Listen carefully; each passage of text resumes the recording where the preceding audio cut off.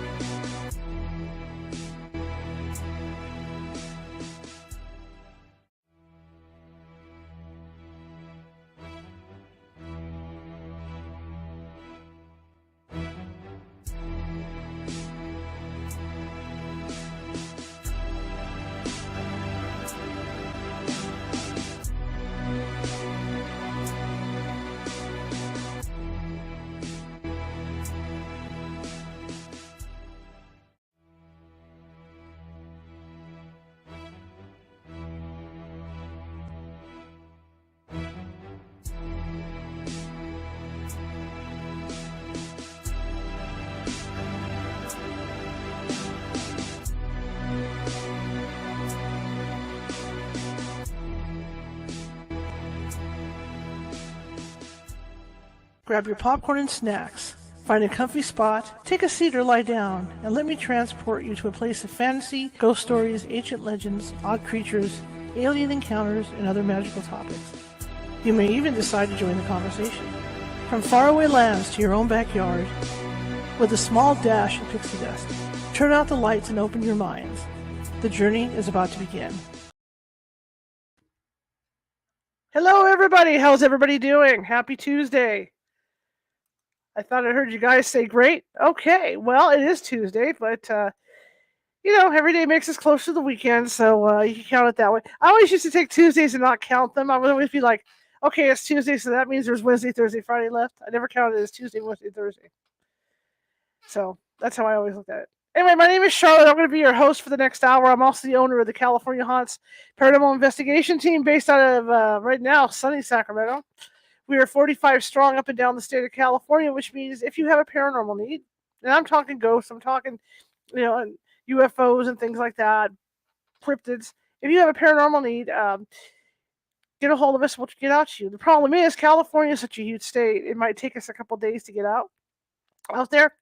But we do have mediums on staff who can call you and speak with you about what's going on. And in most cases, especially if it might involve a ghost or something like that, they can calm the energy down for you before we get out there. Okay, and that way you won't have any issues. I want to welcome you all tonight. I really appreciate you being here. If you're watching from Facebook and you haven't done so before, please be sure to follow, especially if you like what you hear tonight. Also, give us a thumbs up. Show us some love. Give us some hearts and things like that. Because what that does is it moves us up in the algorithm. And the further up in the algorithm that we are, the more people will be able to see the show, right? All right. Same thing with YouTube. Thumbs up, smiley faces, hearts. Because again, that's another algorithm situation. Okay, so that moves us up higher in the algorithm as well. And if you haven't done so already, check out our YouTube page at youtube.com/California Haunts Radio. / California Haunts Radio. So many of these things we have. Because we've got over 631 videos sitting over there from the last 3 years of shows. So I'm sure you're going to find something that you like. All right. And what I've done, because it does get confusing when you go in on the home page there, what I've done is I put a lot of the shows under categories. I'm still in the process of moving stuff around. So let's say you want to see Mr. Carlotto's last appearance. You can go in there and check. Maybe he talked about Atlantis the last time he was on or something like that. You would go under a Lost Cities file. Or like with tonight we'll get qualified as UFOs and alien abductions, so there's a file you can go in and look directly for this stuff without having to search. Medium Nancy Matz on Fridays, she's got her own file, so all you have to do is just pop right in there. Okay, so I made it easier, so be sure to check that out, and also if you haven't done so already, please subscribe. We're looking for more and more subscribers, doing this big build up. And of course, you can find us on Facebook under California Haunts. You can find me on Instagram under Ghosty Gal. It's all lowercase. We are on Twitter under, I believe, California Haunts. I believe, or it's Cal Haunts. We're on Twitch, definitely as Cal Haunts. And we have a real good presence over on TikTok at California Haunts, all lowercase. So, yeah, we're everywhere. And, of course, YouTube. Anyway, my guest tonight, he's been on the show before. And I love talking to him the last time he was on. And this time, I'm looking forward to speaking with him about UFOs because, over my lifetime, I have seen 2 or 3. Now, whether I've been abducted, I have no clue, but I have seen 2 or 3 things I can't explain in the sky, right? So there's a lot of that going on, and I see Dad California over there talking about what happened in Vegas, right? Because there was a sighting over Las Vegas. So. Yeah, I mean, so it's getting more frequent, and I think it's kind of like ghost hunting in a way. People were aware of this stuff before, but once it started to get more public and get out to the public, people became even more aware to where they're starting to look up more and more, and they're starting to see more stuff. So we'll talk to Mark about that in a minute here.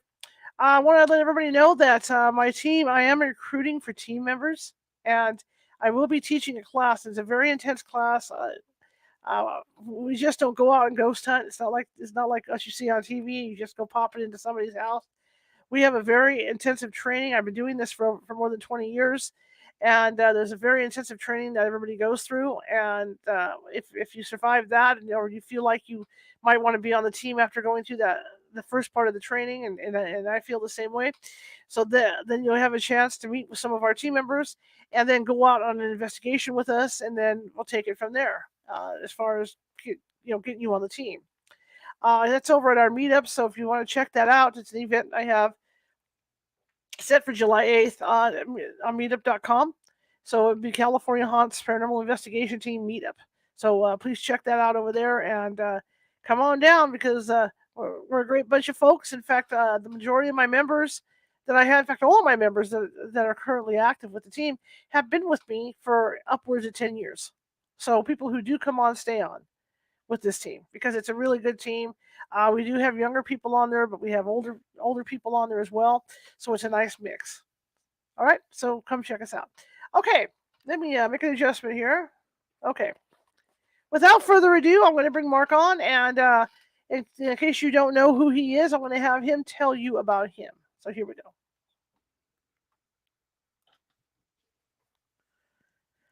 Good evening. Hi. How are you doing? I'm good. How are you? Good. It's been a while. Yeah, a year or two, I think, right? Something like that. Yeah. Welcome back. Thank you. Thank you very much. Thanks for having me. For the folks who don't know who you are, can you talk about yourself, please? Who am I? Oh boy, that's the perennial question. My background's in I'm an electrical engineer. That's my PhD's in electrical engineering. But I'm not going to fix your toaster or wire your house. I work in the aerospace industry. That's my day job. And what I do, kind of my passion, what I do for fun, is sort of explore areas that are sort of at the fringe of science, at the edge of science and speculation. And my interest is kind of pushing the envelope. Last time I was on, we talked about Atlantis. I have a couple of books about that. It's not your usual treatment of Atlantis. It's more ancient civilizations and what came perhaps even before Atlantis, a theory of ages, if you will, of previous ages, ages of humanity. And tonight, I think we're talking about UFOs, right? Yes. Okay. So my latest book, shameless plug, is this book. It's called Not of This World, and it's sort of my take on the UFO phenomenon, which is I was ready for you. See that? I was ready for you. Yeah, go ahead. You're right on top of that, Charlotte. That's great. It's sort of my take on the UFO phenomenon. It's a little different from kind of what's going around these days. So hopefully we can get into that a little bit. And basically my approach is to try to stick as close to the data as possible. I'm not really into conspiracy theories or speculating about what the government's up to. Who the heck knows? I'm really trying to really understand the phenomenon and look at it in I don't know, in sort of a holistic way. You're talking about paranormal and UFOs. I think everything, it's all one equation. Everything has to add up, and so I think it's all connected. Absolutely. I agree 100%. 100%. Now, let's talk about your book a little bit. You have some very interesting stories about UFO sightings and stuff in there. How did you come across all this information? Well, I actually got started in the mid 80s. I kind of got involved in, I don't know if you're familiar with the Face on Mars, objects on Mars. That's sort of where I got started. Where I kind of became ostracized from mainstream academia, and because my take on that was that there's really some very good evidence for archaeological ruins, perhaps on Mars, you want to call them that. But in the course of getting involved in that and going to conferences, I met people and I was sort of pulled into some UFO investigations. Bruce Maccabee, who's done a lot of work in UFOs, in analyzing UFO sightings, particularly the Gulf Breeze sighting, he brought me in sort of towards the end of that. I did a little bit of analysis for him. Gulf breeze. I don't know if you're familiar. You familiar with that sighting in Florida back No, in the no, 80s? no. Really, I mean, like so many of these, the skeptics say, "Oh, it was proven to be a hoax," and you hear all that. But there was just a stunning amount of information and eyewitness reports, and reports by people who see these craft, this phenomenon, and it's gone in an instant, and there's no sonic boom, there's no signature as they call it these days. Hmm. So I kind of got involved in stuff like that, and so I talk about the Gulf breeze sighting and the analysis in the book. I talk about the Guardian video. Guardian was I guess, an informer, someone that released a really provocative video up in Canada, up in Carp in Ontario, and uh, and this was on Unsolved Mysteries and all these shows back in the I think it was in the 90s. Excuse me. And what I do in the book is actually I dust off that case and I do some new analysis, and it's pretty amazing the stuff that was going on in that video. It's very shaky, and so at the time, they would sort of show it, and it's like, yeah, that's pretty weird, but what's actually going on? And there's some very definite craft that are photographed from different angles. And see, for me, as someone interested more in the science, if you can get more than one picture of something, you can get it from different directions, that corroborates sort of what you're seeing. Hmm. Um, and then there were these luminous balls that no one had ever talked about before. And we see more and more of these sort of luminous ball, spherical objects kind of thing, especially nowadays with a lot of the UAP sightings. Hmm. Um, and there's a number of cases involving these balls, not only uh, in that video, but also seen by the space shuttle in the 80s and 90s, and also seen in crop circles. In fact, if you go to my Twitter, so it's Mark Carlotto, one word on Twitter. I actually posted a video. I wasn't able to do the video in the book. I just have some stills, Hmm. but it's a remarkable video that actually shows the crop circle being formed by two luminous balls. And again, Oh. dismissed as a hoax, but people have come out over the years and said, "Hey, look, the more it was sort of I don't know, deep sixed back then, but there's really a lot of evidence to suggest that it's genuine, and my analysis supports that as well. So, I mean, these are some of the sort of famous cases that I talk about in the book, and then I get onto historical cases. Then I get onto some more recent ones as well. Do you think that this is like for ghost hunting too? You got like you say, you're looking at fringe stuff. So I mean, for you to come up with these findings and your thoughts on this stuff, I mean, there's a lot of debunkers out there that are going to jump all over you.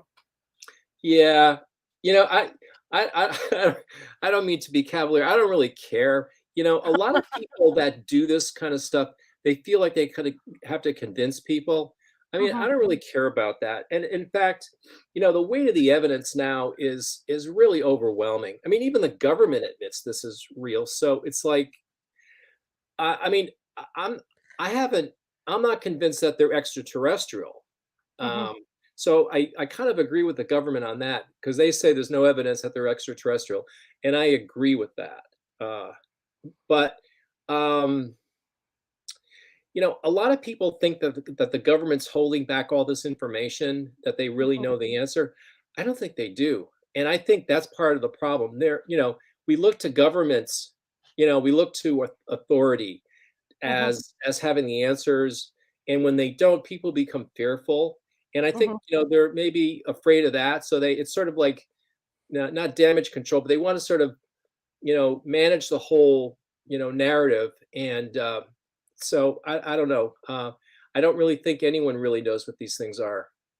It's that, or I was just thinking while you were talking, it's a case of there's one string of the government that's doing this, but the right hand's not telling the left what's going on. So, Yeah. so you have a whole bunch of these guys working on off the side on this stuff, yet the rest of the government doesn't know. And so when the public comes for answers, there's no answers.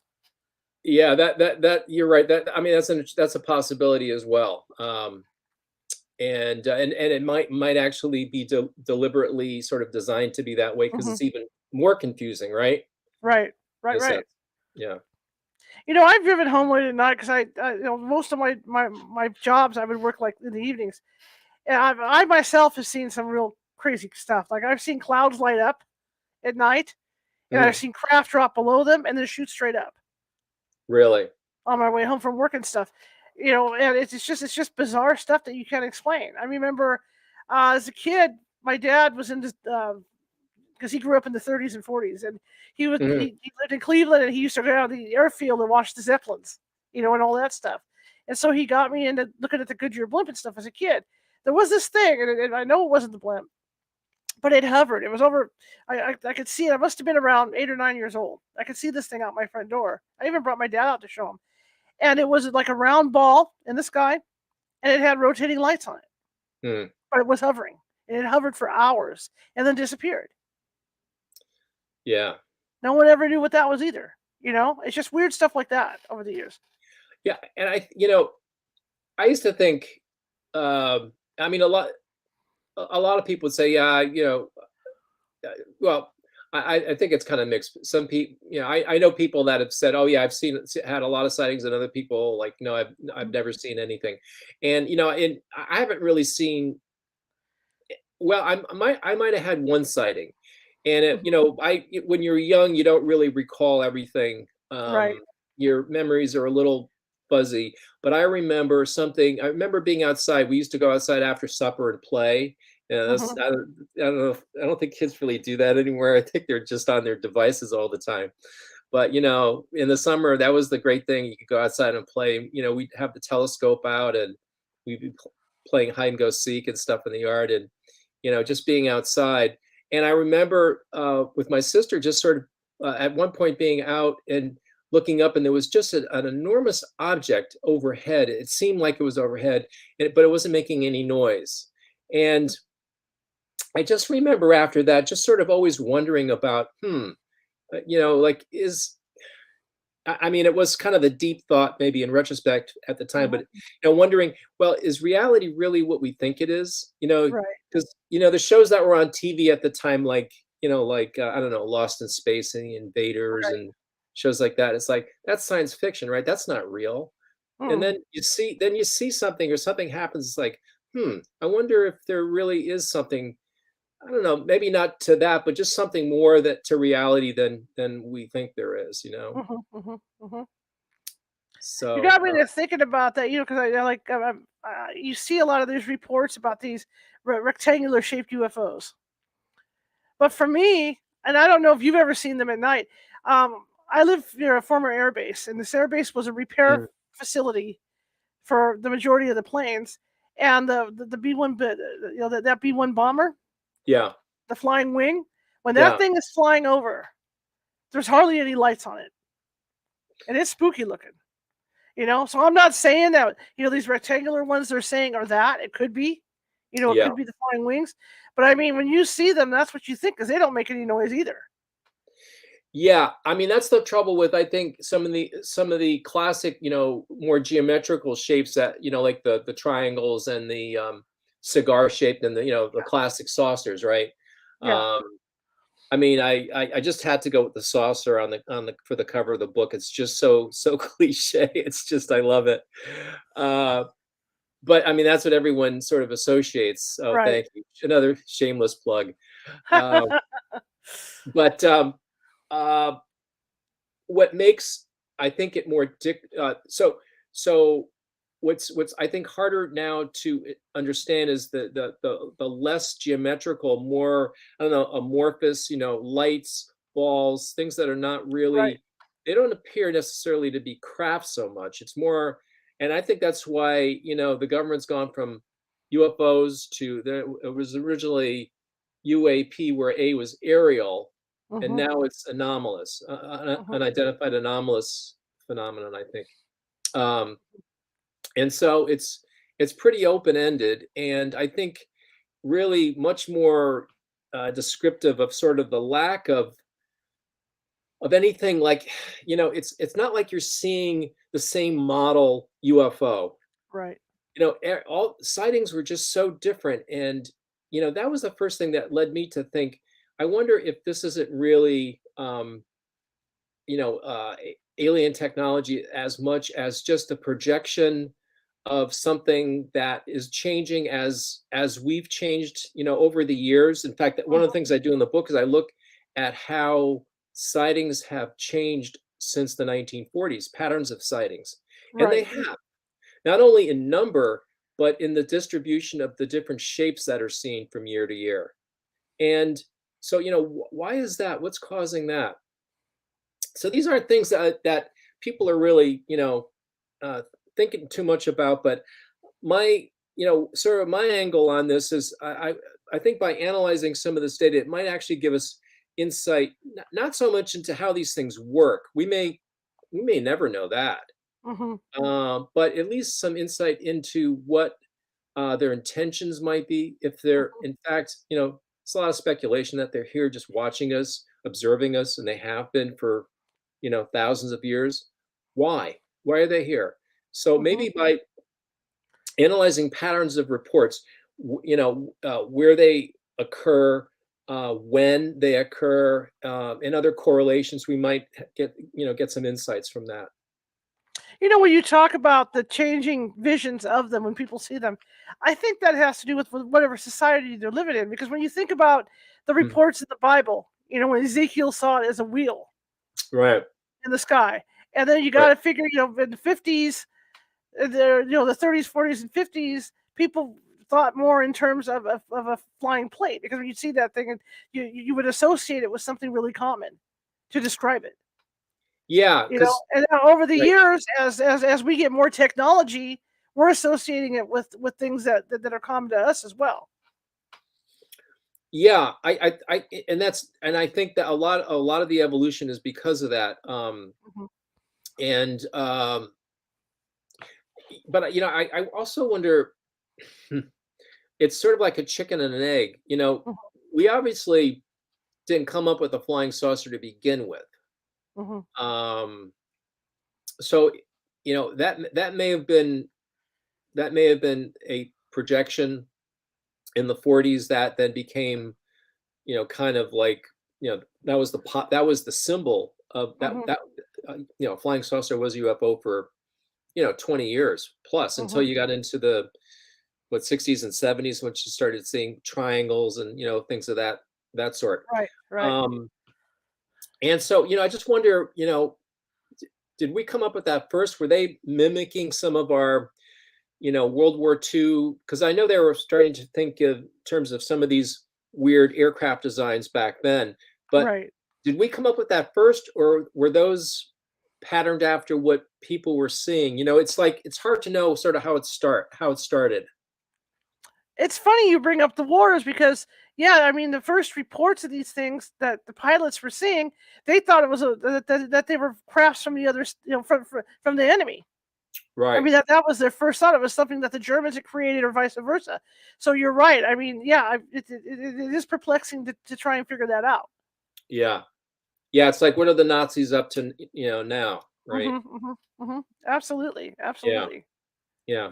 And then you think of the movie Back to the Future, when he ends up in the barn, and he's got he sees the kid reading the space comic book. So he puts on the radiation suit and goes in there, and talks to the kid. Yeah. It's interesting. It's all really interesting to It, unravel. it is. And, and again, not to, not to overstate it, but in the same way that I think a lot of anomalous phenomena are connected, I think to understand this, you can't just, it's not just a scientific problem, it's a sociological one as well. Mhm, mhm, And the role of the movies and the media, Um, so at the end of the book, I'll just kind of give away the punchline. Well, maybe I don't know if it's a punchline or it's definitely a takeaway. But I Hmm. look at patterns of reports, and they change in certain years. They seem to change, and I thought to myself, what would cause things to change? And they change, and they remain sort of a certain sort of pattern, a certain distribution, sort of statistical. So many of this, so many of that, year to year, for like some number of years, and then it changes again. So it goes, it's sort of abrupt. And there's been like four changes since the 40s. Things are pretty constant from the 40s um, until this. Well, here's the chart. And actually, this is also on my Twitter page. So go to my Twitter page and you can see this. And I talk about it a little bit. Yeah, there's the pattern kind of continues from the 40s to the mid 60s, and then it changes and it continues that way. I'm sorry, into the 80s, and then it continues that way into the 90s, and then it goes into the early 2000s, and then it changes again. So there's like sort of four basic patterns, and arguably this all starts when we start setting off nuclear, atomic bombs in the 40s. That's the speculation. Speculation is that's when they became really interested in us because of what's going on. Hmm. But then I wondered, okay, well, what's happening? What's happening in the 80s, in the 90s, and the early 2000s, and then even more recently, like around 2014. Hmm. And the only what I could come up with, based on looking at some of the statistical data out there, is that it was changes actually in our technology. Like in the early 80s or mid 80s, the internet started becoming really popular. Hmm. It became a thing. People were, they had America Online, Hmm. and they were, logging out with their modem, and they were checking email, and they were on news groups and stuff like that. And that lasted for a while. And then there was, I'm sorry, no, PCs came first, Okay. and then the internet, and then cell phones. And the dates where these technologies take off seem to be correlated when patterns of sightings change. So one interpretation is that, oh, it's our technology. We're just getting out there and we're photographing these things more. And that's probably true. But that'll change the number. Why would it change the distribution? Why would it change the patterns? And my hypothesis is that they're actually reacting to us. Um, and I think we're all a little concerned with, you know, as you get older, you start, becoming philosophical about things Right. like mobile devices. It's like, they're rotting our brains. They're going to destroy our, you know, arguably they've injected a lot of toxicity into our society. Hmm. And I just, wonder if maybe as we approach what a lot of people have talked about, the technological singularity, Hmm. as technology just is taking off, we're reaching a point where eh, perhaps as just as dangerous as the A bomb is sort of what's around the corner with AI, Hmm. nanotechnology, all this other stuff. And so I think they may be reacting to us in this way. And so it may not just be our technology that's causing us to see more or see things differently, but it maybe a little of both, and maybe going both ways. And again, I don't think anyone's talking about this, but if we're really interested in understanding the phenomenon uh, in its totality, not just how do their engines work, Hmm. you know, or um, how many different species of aliens are there? I mean, these are all, I don't know. I guess they're interesting questions, but I'm more interested as a human being. Why are they here? Right. I mean, who's asking? I know some scientists like Jacques Vallée, I know, has always been interested in questions like that, but there are very few that really seem to be pursuing those questions, lines of research, to try to answer those questions.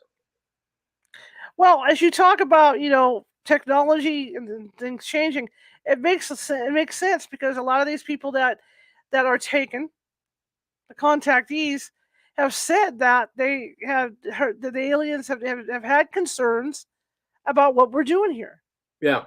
about the nuke. Like you say, when we started using more nukes, people were saying that they're concerned about our use of nuclear stuff, that we're going to blow ourselves up. So maybe that's a big part of it. Yeah, it's not like were you into Star Trek at all? Yes. Okay, so it's like when who was the guy that built the first warp drive? It was just after the World War, and Cochrane. Cochrane, yeah, the redneck F. dude, yeah. Cochrane, right? Yeah, different Cochrane. And so he goes up and he turns on the warp drive, and all of a sudden I think the Vulcans show up, right? They're waiting for us. We're not getting these in the contactee reports. We're not getting, they're waiting for us to evolve sort of to the next level so that we can become members of the Galactic Federation. Right. We're not getting any of that. Why? It could be that this is not the reality. I know that's the reality of Hollywood, and that was the way they thought about things in the 60s, 70s, 80s. Maybe I think it began to change a little bit, but now I don't think those I don't know. I think it's different than that. Seems like it's different. It could be different. I know, and then there's the stories about the aliens that are above us, that there are actually galactic federations that are above us with different aliens and aliens helping each other and all this going on. I don't know. I mean, it's a toughie. It's a toughie. And like you say, are they waiting? Is it like that? Is it like that? This is like Star Trek, where they're waiting for us to do something, dramatic like that, to where they're like, okay, you guys are cool now. We're gonna be friends and blah blah blah blah blah. Right. Or are they just waiting for us to blow ourselves up so they can come down and clean it all up and take over everything? Yeah, that's probably it. Yeah. Give us some really good weapons, make it go quicker. Well, so again, you're talking about paranormal stuff on the coming into the show, and Sure. what if all this stuff about galactic federations and spaceships and all this other stuff is true, but it's not happening in the physical plane, right? I mean, you talk about the astral plane, and there's other planes of existence. What if that's where these things are coming from? And what if this is really what reality is? That it seems like I kind of feel like physical reality is limited. I don't think we're in physical space. I don't think we'll ever be able to travel faster than the speed of light. I don't think these UFOs are moving in physical space because they're doing things that defy they defy the laws of physics. They're moving faster than the speed of sound, but they're not emitting a sonic boom. They're moving at incredible speeds, but they're not being crushed by the force of the acceleration. And so, scientists are saying, well, there's space-time bubbles, or there's all sorts of other things they're coming up with, mathematical theories and constructs. Will they ever be physically possible? I don't know. I mean, I'm not a physicist, so I can't weigh in on that. But another possibility is that it's not happening in physical space, but it's happening in one of these other spaces, astral or other planes above that. After reading the Mojave incident, I started to make me wonder about ghost hunting. Are we hunting ghosts? The reality of it all, because when you read some of the accounts of when the extraterrestrials came back to take the couple out of the house, it sounds an awful lot like ghost hauntings, where they can go through walls, the temperature drops in the room, there's limitations involved, And all this is going on. And then I think back to some of the EVPs that I have gotten over the years, the ones that sound mechanical, and the fact that a lot of them sound so far off and they're so low in the octaves that we might not be hunting ghosts. We may be hunting extraterrestrials and not realize it. Well, or these are just different names for the same thing. Right. And some of the religious texts talk about there's the creation myth, right? We've all heard the creation myth. But some religious texts actually talk about, well, what happens after creation? And I don't mean, let's not just fast forward to Adam and Eve. Right. But in that whole period of time, and sort of the whole story in its entirety is that what followed were sort of the, I don't know, the demigods, the lower gods, that were responsible for keeping creation running. So you God, God or some universal force creates the universe. From one became many. However, if you want to use the Big Bang, you can use whatever metaphor you want or analogy. And creation came into being, but at least on the physical plane, you got to kind of keep things running because we're biological machines. Everything on this in physical space is subject to the laws of thermodynamics, which is that they run down, they break, and eventually you throw them out or you die, whatever, and you get a new one. And so you need some agents to sort of take care of things. And I think that the Watchers, the stories going back to the Bible of these, God or angels that came into being or manifested, were here sort of to see that kind of continued, that everything sort of ran smoothly. And sort of, the UFO is the phenomenon is sort of the latest chapter of that. And you have the good, bad, and you have the three different alien groups they talk about: the talls, the humanoids, and the grays. And maybe they have different roles. And sounds like the grays do a lot of the dirty work. To keep things running, you gotta unclog toilets and clean cesspools and do nasty stuff. And maybe that's what the grays are here for. I don't know. I'm really getting. Let me just say, I don't get into any of that in the book. We're kind of getting a little bit off the But it's topic fun. here. But it's fun. But you know what I'm saying, that Yeah. there's other ways of looking at things, and I think it behooves us to think about these other ways rather than always be thinking about things in the same way. Right. Yeah. Right.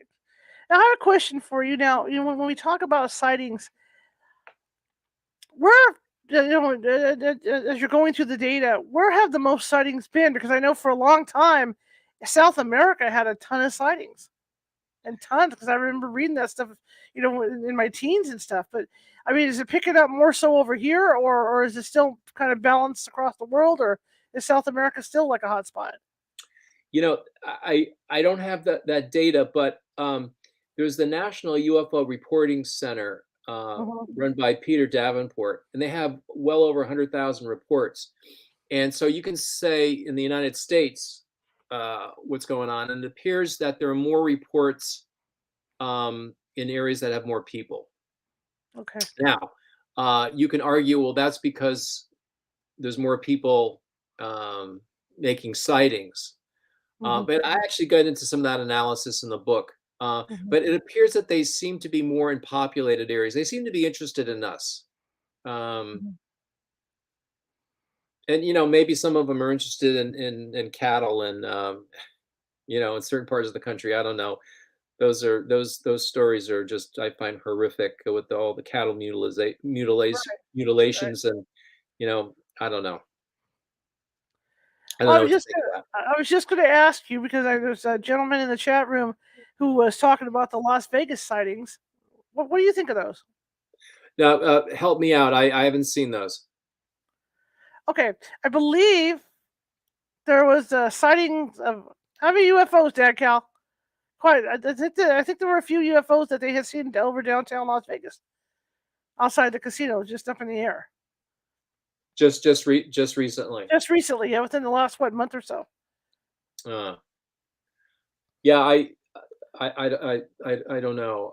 Okay, that's cool. That's cool. Yeah. That's cool. What I do look at, in the book, is another case, and again, it's another case that was sort of written off as a hoax in, forget what year it was. Uh, Let me just, oh, here it is. 2011. There was a UFO sighted over the Dome of the Rock, Temple Mount in Jerusalem, and it descended. It moved slowly from west to east over the Temple Mount, which is, the holiest, arguably the holiest spot on earth to, Right. Islam, Judaism, and Christianity. It hovers, and then it takes off and is out of sight in a split second, moving at accelerations that are like the Tic Tacs. So, okay, so you don't believe that sighting in Jerusalem, but the government released all the UFO video and information from the radars that were tracking these things, showing that they're going from low Earth orbit down to tens of thousands of feet in seconds, and then going from, I don't know exactly, tens of thousands of feet down to sea level, or even underwater below sea level, in fractions of a second. So moving, sort of instantaneous. And they have, radar that shows this. So anyway, we know that this is occurring. And so in this video, actually, there turns out there's one faked video and four videos that appear to be authentic, taken over the Dome of the Rock. And it shows it's an incredible sighting. And you can go online, and I talk about it in the book. I give the links and so forth. And you can see these videos for yourself, and they're absolutely incredible.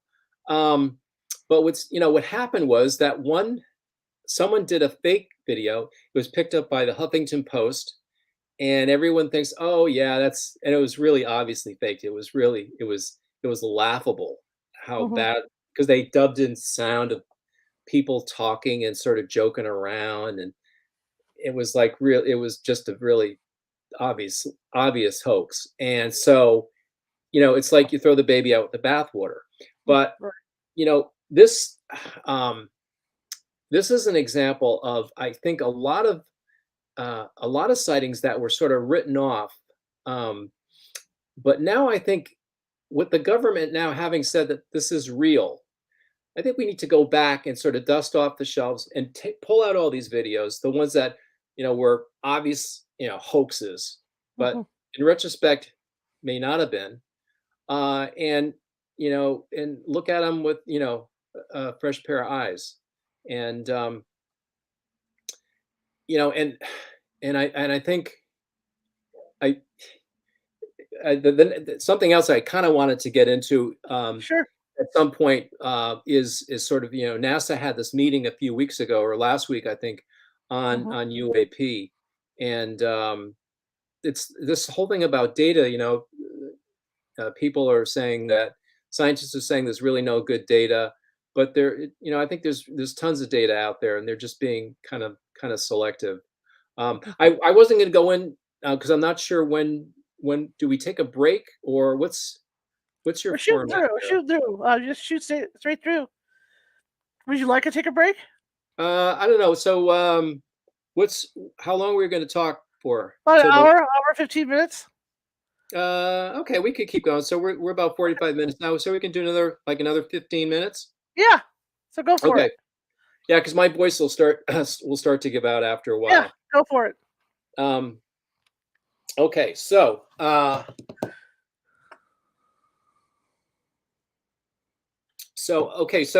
along with the book, I have a blog called Not of This World UFO, all one word, .com, and I posted an article last week.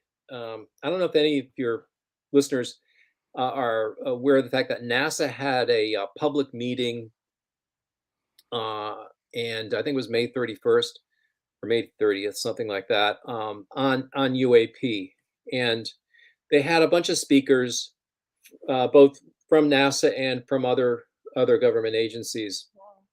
It was a 4-hour broadcast, and I watched the whole thing. Uh, you know, at certain points, it's like, kill me now.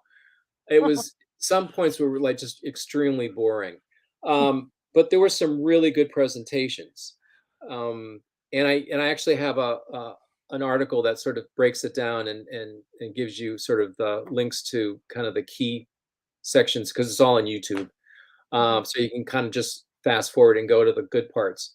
It is a presentation by the government. It's called the AARO or ARO, which is All Source Anomalies Resolution Office, and this is the group now that's been given responsibility for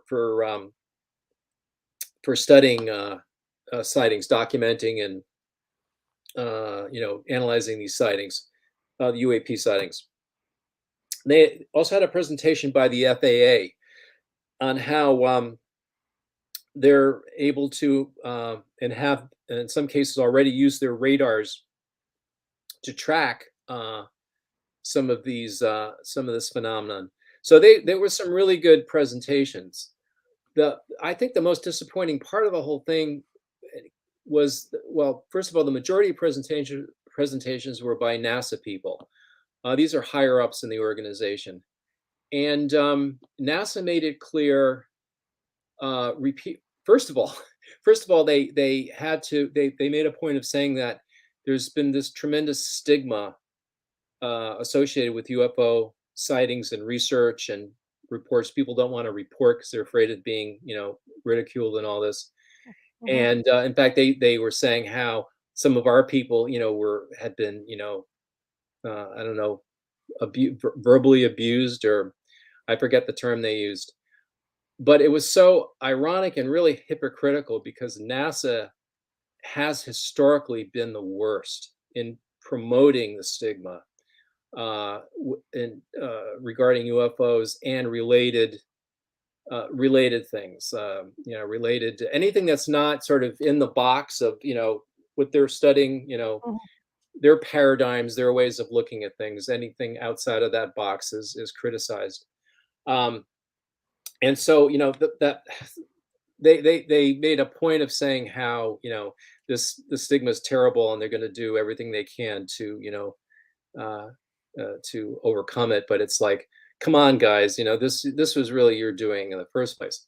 But that's sort of water over the dam, under the bridge.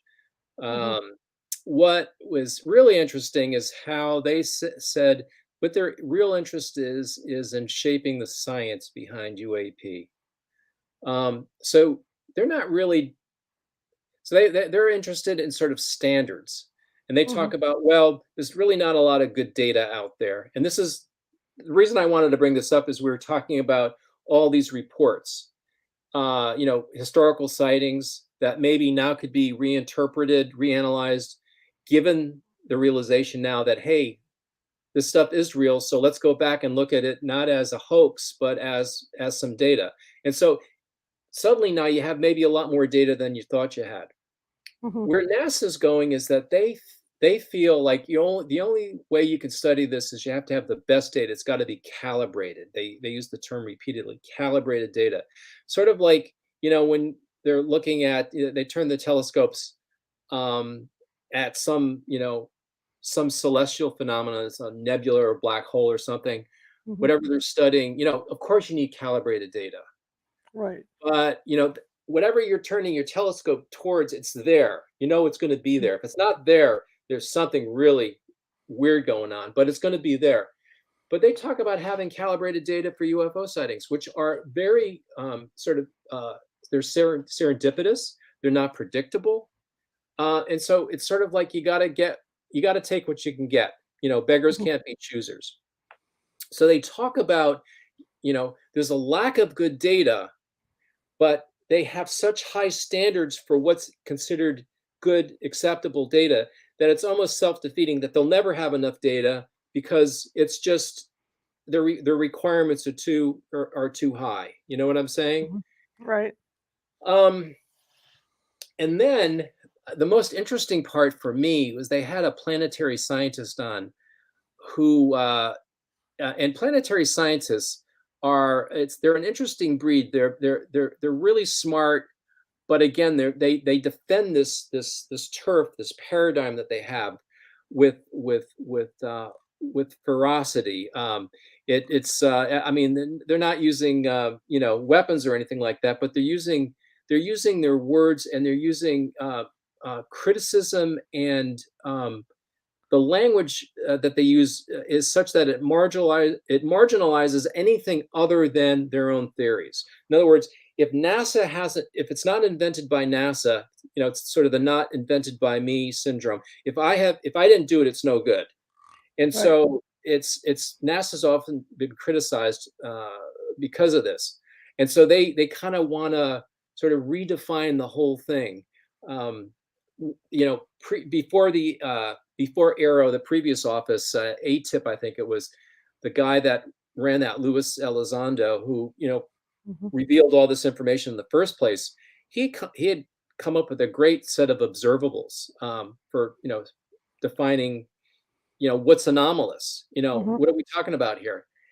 NASA wants to do it all over again. They want to shape the science, and they want to do it in a way, I think, and this is what I'm concerned with. A lot of people are saying, oh, this is such a great thing. It's like, yeah, but if you listen to how they're going to approach this, I think they're going to sort of like put it, put some, I don't want to say, I'm not sure what the right term is, blinders, or they want to throttle it in a way that I don't think it's ever going to amount to anything. Nothing ever, for me, the key thing, and I actually have this queued up in I have a link to it in my article. One of their people, planetary scientists, says is, basically, we want to take everything that we've learned from our study for our search for life on the planets and in SETI and apply it to this problem. Well, if you really parse that out, their search for extraterrestrial intelligence, they found nothing. No radio signals, no evidence, okay? In their search for life on Mars, they found nothing. There's been a lot of people making claims about cryptobiology, fossils, based on Mars archaeology. No, it's not. Their standards of evidence are so high that it doesn't meet the standards, and so we don't. So anyway, everything that they've come up with is negative, and now they want to apply that to UAP. That concerns me, and I don't know if anyone. I mean, some people have reacted to what I've written, and they, it's like, yeah, I kind of noticed that myself. But so many people are saying, oh yeah, this is such a good thing, but I'm really kind of worried about it. And it's sort of the same thing that's happened historically with, Brookings Institution report, the Condon report, the Robertson panel, all these things that have kind of throttled UFO investigation over the years. It's still, these things are still going on today. Sorry, that was a bit of a ramble. Oh, that's fine. Do you think that, it's because just like with paranormal investigating, like I do, you have to have an open mind to be able to investigate this stuff. Do you think that maybe there's just too many closed minds out there yet? Yeah, I think they're closed because they're afraid of losing control. It's all about, I think it's all about fear and control. Mhm. Um, when you lose, yeah, uh, basic human emotions, basic human failings, frailties, and I mean, we all have them. No one's perfect, Right. but you do have to kind of be mindful of them and recognize them. Um, and I don't know what's so important about protecting. Why do you have to protect the paradigm? I mean, what that boils down to, and why this happens is that um, the people, it's only the accepted, it's only research along accepted lines of investigation are funded, Mhm. and the people that are doing that research, they're the ones that receive tenure. So that's why the academic community has become as it is. Um, you know, I I don't consider I consider myself an intellectual and someone that is interested, as a science, in the true sense of science, to really know and to try to understand. I do not consider myself an academic. Academia is sort of its own its own thing, that I seriously question whether they care at all about the search for the truth. I think it's just managing the paradigm and it's creating sort of uh, it's almost a business model, not in a corporate sense, but in terms of doing business and academia, writing papers, getting research published and funded. Um, it's and the reason it's done that way is because they're protecting their own interests. And how often we see this all the time in other. And so you think, oh, science and academia is above that. It's no different. It's probably even worse. Mhm. Mhm. Well, I've got people on my team even that. I mean, I had one investigator that got slapped. I mean, literally, they were outside, doing something out, around this old restaurant, and she got slapped.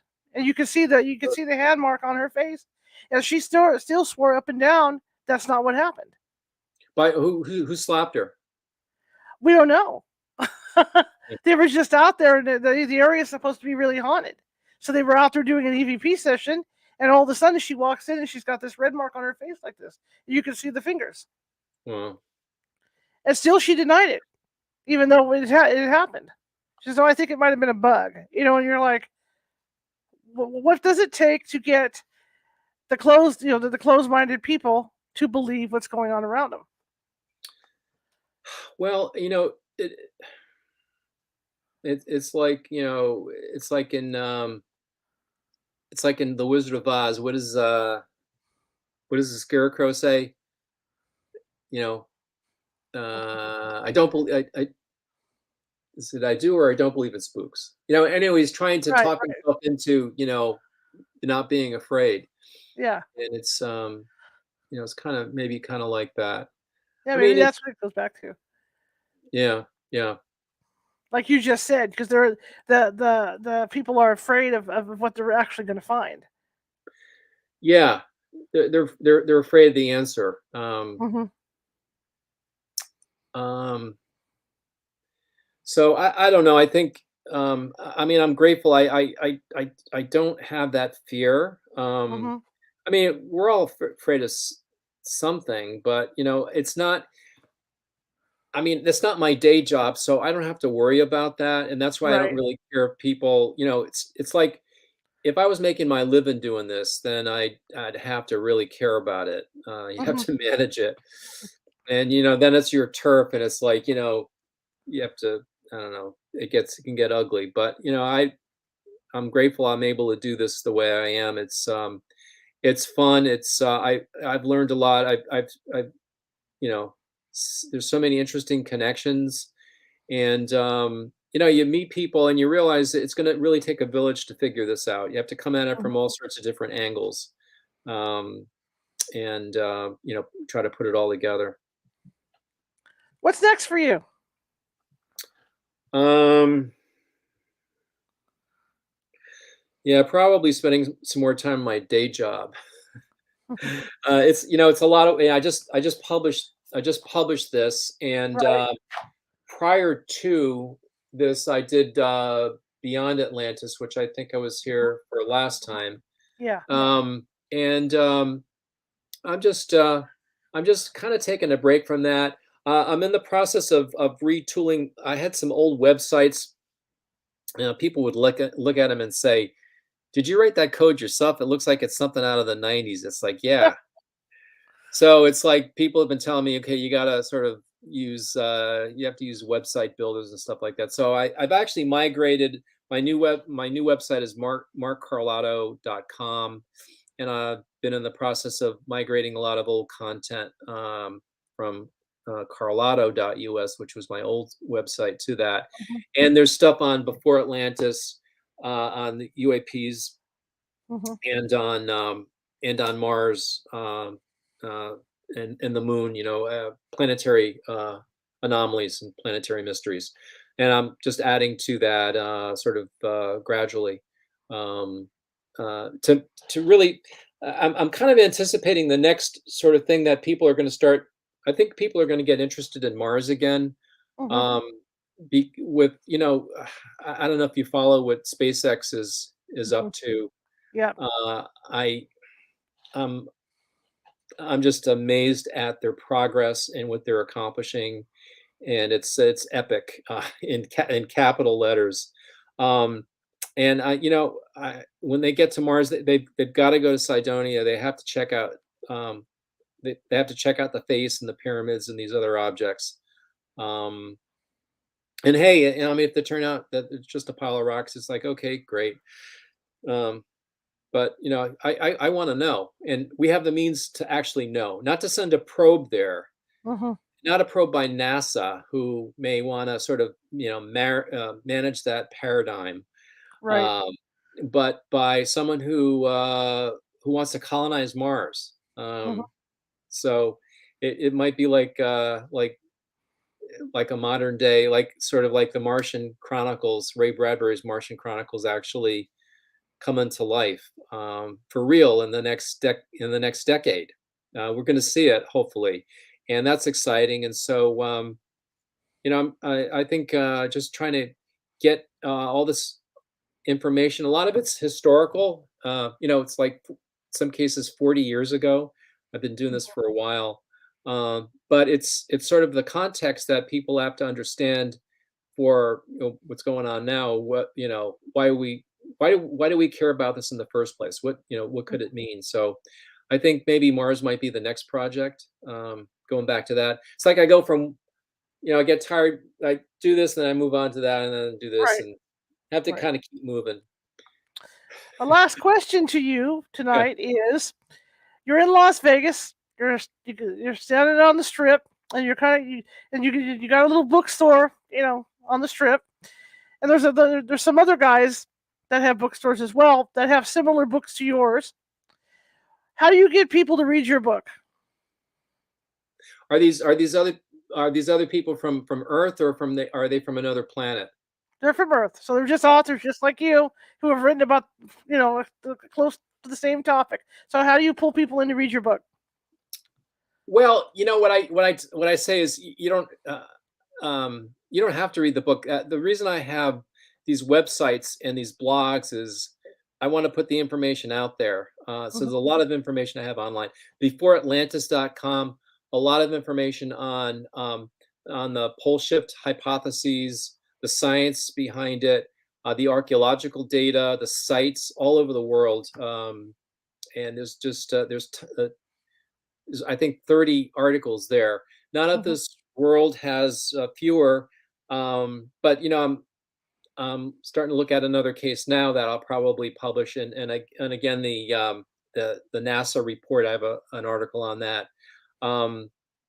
and Mars. I'm actually doing as I take all my uh, old historical materials from Carlotto.us, sort of uh, refactoring them. That's what in the code industry they say. When they sort of redo it, uh, doing articles, and I'm trying to create a chronological account of the whole Face on Mars investigation, the discovery of the face, the research that was done, the subsequent probes that NASA sent up, what they found, and then some of the and some of the goings on around that, some of the meetings we had with NASA people.